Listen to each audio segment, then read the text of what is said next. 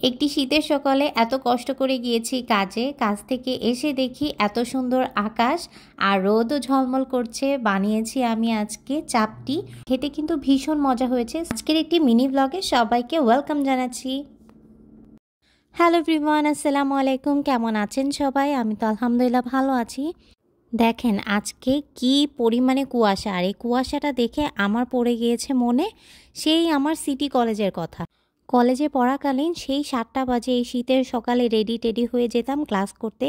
আজকের দিনটাও সেম এরকমই। সকালবেলা ঘুম থেকে উঠে দেখি প্রচণ্ড পরিমাণে কুয়াশা, আর এই সকালে এত কষ্ট লাগতেছিল, মানে ঘুম থেকে উঠে রেডি টেডি হয়ে যাচ্ছে এখন কাজ করতে। দেখেন আমাদের পার্কিং লটটা পুরা কুয়াশায় ভরে গিয়েছে। আমরা যারা প্রবাসে থাকি তারা সবসময় আপনাদের সাথে সুন্দর সুন্দর মুহূর্তের ভিডিওগুলো শেয়ার করি। আর দেখেন কি পরিমাণ কষ্ট নিয়েই না আমার কাজে যেতে হচ্ছে। মন চাচ্ছিল যে কাজে আর না যাই, ল্যাপের নিচে একদম সুন্দর একটা ঘুম দিই, কিন্তু কি করার বলেন, কাজে তো যেতেই হবে। তো এই তো কাজে যাচ্ছি, এখন বাজে প্রায় 8টার মতো। আর 8টায় হচ্ছে আমার শিফট আর কি। তো বাসায় এসে খুবই সুন্দর একটা ওয়েদার ছিল। দেখেন বাসায় এসে দেখি এত সুন্দর রোদ ঝলমল করছে, দেখে বোঝাই যাচ্ছিল না যে সকালবেলা এতটা পরিমাণে কুয়াশা ছিল। এত সুন্দর রোদ দেখে আমার না শীতের কোনো একটা পিঠা খেতে মন চাচ্ছিল। যদিও আমি পিঠার এখনও কোনো কিছু কিনিনি, বাট আমার ইচ্ছা আছে যে আমি ভাপা পিঠা বানাবো বা মনে করেন পাটিসাপটা পিঠা বানাবো।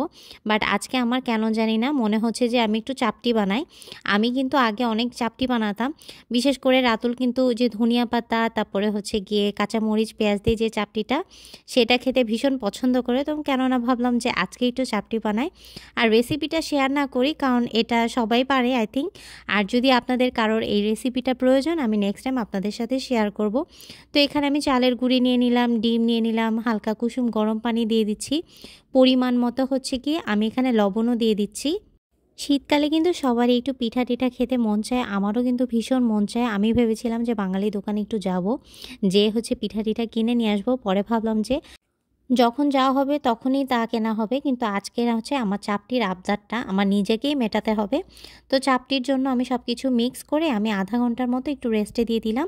আর রাতুল একটু বাইরে গিয়েছে, আর আমি একা একা একটু বের হয়ে আমাদের বাসার ঠিক একটু কাছেই হচ্ছে স্টারবাকস রয়েছে, কেননা মনে হলো যে একটু হট চকলেট খেয়ে আসি। আর স্টারবাক্সে হট চকলেট যারা এখনও ট্রাই করেননি তারা কিন্তু অবশ্যই ট্রাই করবেন, খুবই মজা। যারা কফি খেতে পছন্দ করেন না তেমন একটা, তারা কিন্তু হট চকলেট ট্রাই করতে পারেন।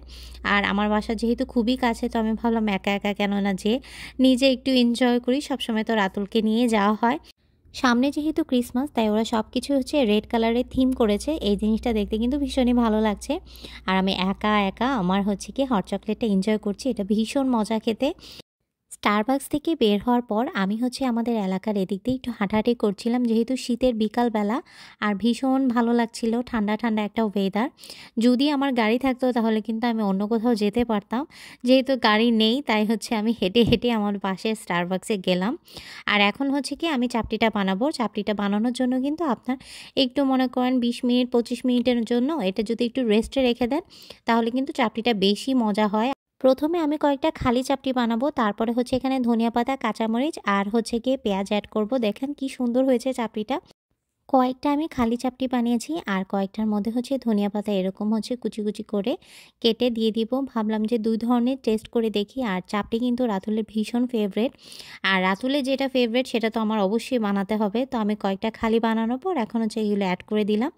আমি কিন্তু কাঁচামরিচ হচ্ছে গিয়ে অল্প পরিমাণে দিয়েছি, কারণ আমি এখন তেমন একটা বেশি ঝাল খেতে পারি না। এখন হচ্ছে আমি আমার প্যানটাও চেঞ্জ করে দিলাম, ব্ল্যাক প্যানটা থেকে এই হোয়াইট প্যানটার মধ্যে হচ্ছে গিয়ে চাপটিগুলো অনেক বেশি সুন্দর হয়েছে। একটু চাপ দিলে হচ্ছে চাপটিগুলো উঠে আসছে।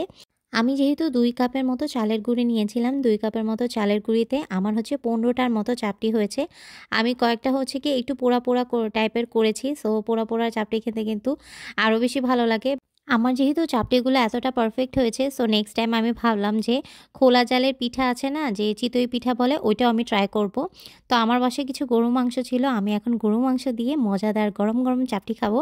আর রাতুল অন দ্য ওয়ে, সে আসছে, তাকে আমি অলরেডি ছবি পাঠিয়ে দিয়েছি। তো এখন আমি আগে খেয়ে নিই, দেন হচ্ছে রাতুল আসলে রাতুলকে দিব।